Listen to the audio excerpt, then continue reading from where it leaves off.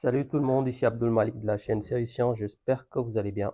Aujourd'hui, on va commencer la correction d'un premier devoir de physique pour les élèves en classe de première S2. Et donc, vous avez l'énoncé qui est en face de vous. Ok, vous avez deux parties, la partie A et la partie B, sachant que les deux parties sont indépendantes, bien sûr. Donc, sans plus tarder, je vais vous demander de mettre sur pause, de lire attentivement l'énoncé. Regardez l'énoncé, prenez le temps de faire l'exercice si possible. Je l'ai déjà mis en post sur ma chaîne YouTube, comme je le fais souvent, ok, pour permettre aux élèves de traiter les exercices et après de venir confronter avec moi ce que j'ai fait. Donc, premièrement, on va commencer par la partie A.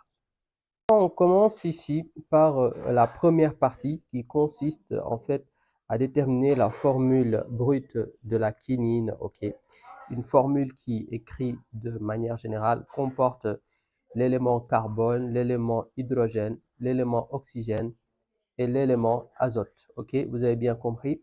Vous avez ici sa densité qui est égale à 10,62 et on nous demande et on nous présente également sa composition centésimale. Ok, avec les pourcentages des différents éléments constitutifs de la molécule. Bon, tout d'abord,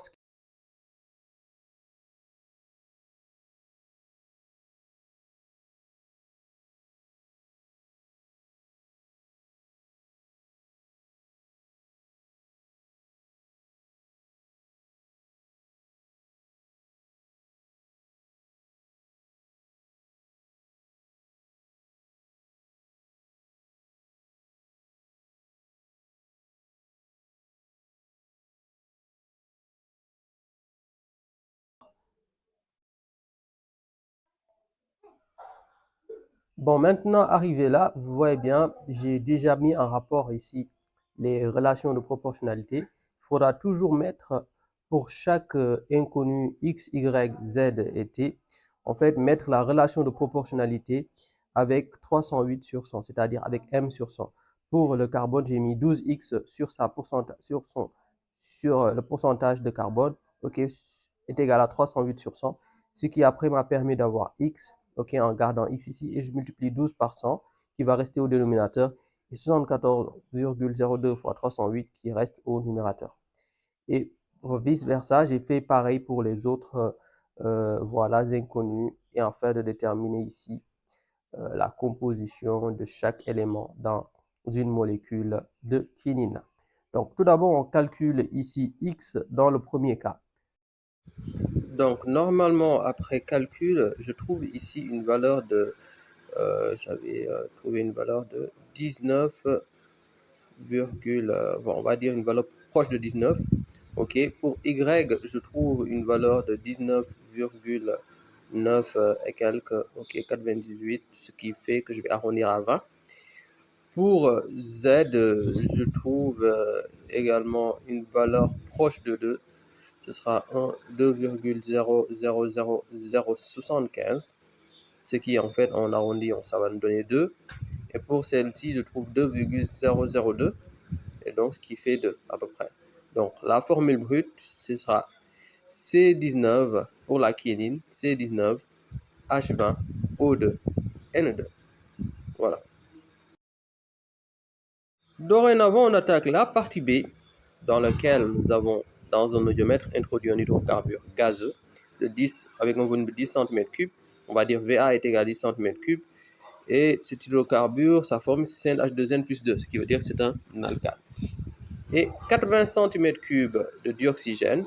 Donc, après passage de l'étincelle électrique et refroidissement, le gaz résiduel contenu dans l'audiomètre est constitué de deux volumes égaux, dont l'un est absorbable par la potasse et l'autre par le phosphore.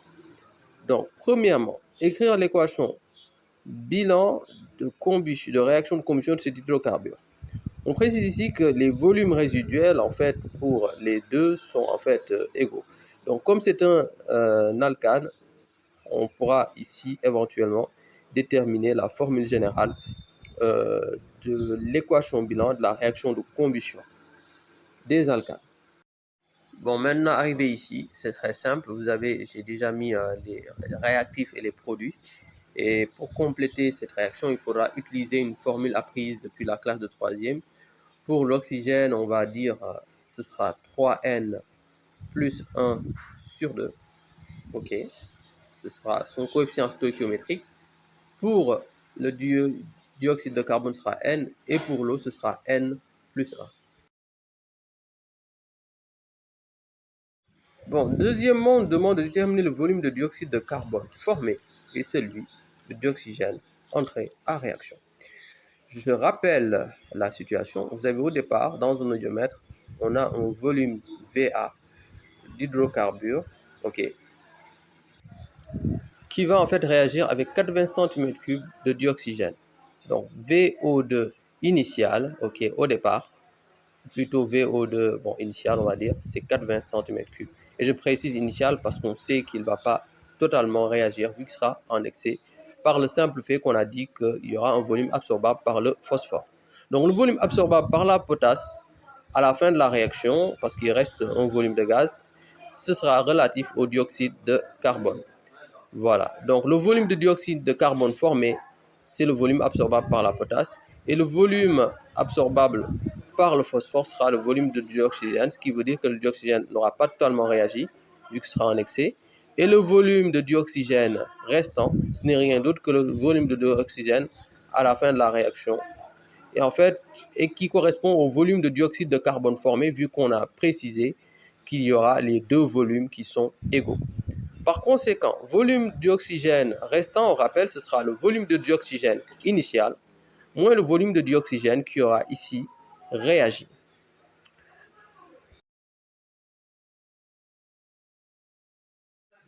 Nous allons par la suite mettre en exergue les volumes de chaque réactif et produit en partant par le volume ici de l'hydrocarbure, parce qu'il y aura une proportionnalité.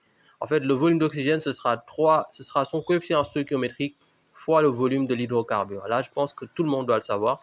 En fait, en partant du volume de l'hydrocarbure, on peut facilement mettre en relief les autres volumes. Le volume du dioxyde de carbone, ce sera N fois volume de l'hydrocarbure. OK. Pour l'oxygène, ce sera 3N plus 1 sur 2. Et donc, on va utiliser en fait les deux relations ici en ce qui concerne le volume d'oxygène et en fait le volume ici du dioxyde de carbone. Sachant ici bien sûr que le volume qu'on a devant nous pour l'oxygène, c'est le volume d'oxygène qui aura réagi. Pour ce qui est du volume d'eau, ce sera N plus 1 fois VA. Bon, déjà, on rappelle ici, volume ici de dioxyde de carbone formé est égal à volume ici d'oxygène restant. Ça, on l'a déjà dit dans l'énoncé. Et donc, le volume d'oxygène restant, c'est le volume d'oxygène initial moins le volume de dioxygène réagi. Or, le volume de dioxyde de carbone est égal au volume d'oxygène restant. Donc, ce qui nous permet de dire volume d'oxygène de dioxyde de carbone formé est égal à volume de dioxygène initial moins le volume de dioxygène qui aura réagi. Je pense sur ce point, c'est clair. On remplace ici chaque volume par son expression, ce qui fait N fois VA pour le volume de dioxyde de carbone est égal à volume de dioxygène initial moins volume de dioxygène réagi, à savoir 3N plus 1 sur 2 VA.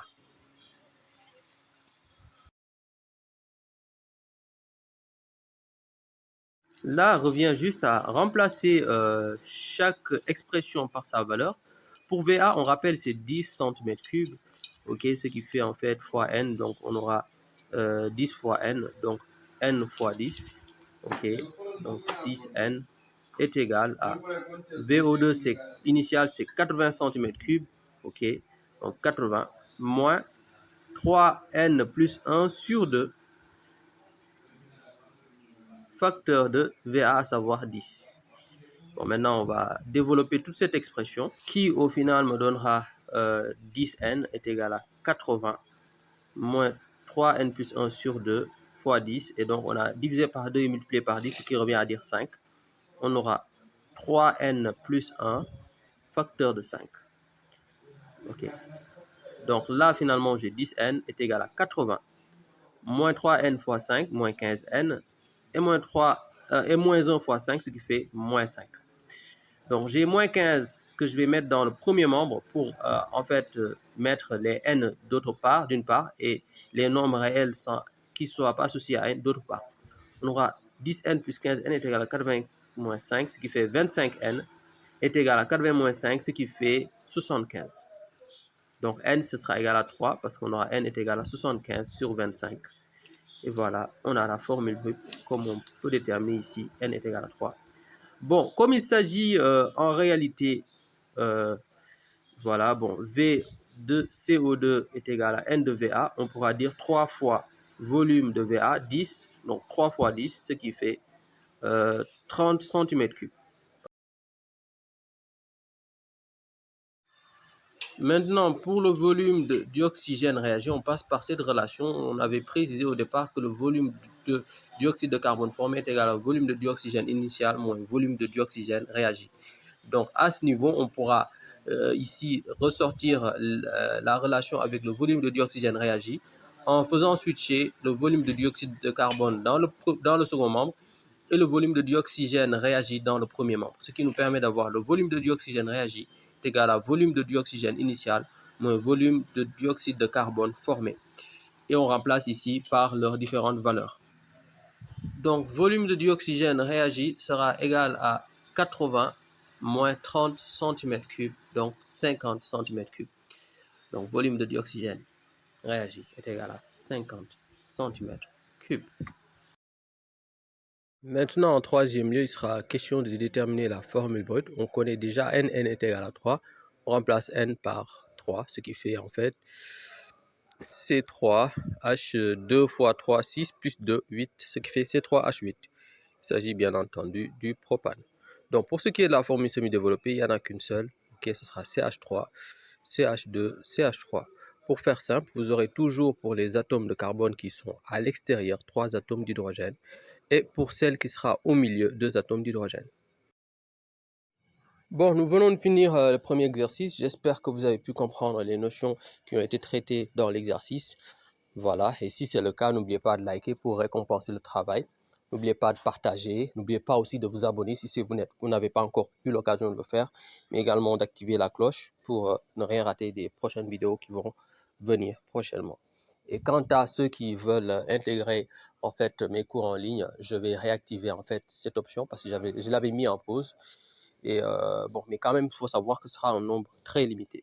Donc prenez soin de vous. À très bientôt, Inch'Allah.